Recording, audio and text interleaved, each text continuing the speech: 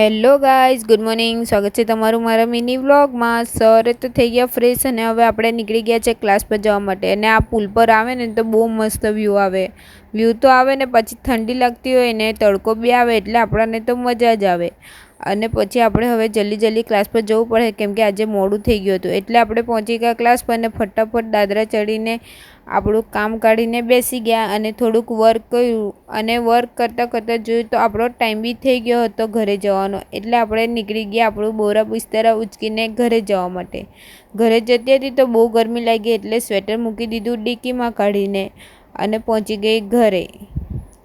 સાંજે પી લીધી મેં તો ચા. અને પછી ચા પીતા મમ્મીનો ફોન આવી ગયો કે આવી જા મને અહીંયા લેવા માટે. અને ગાઈસ આ વ્યૂ તો જો કેટલો મસ્ત આવે છે.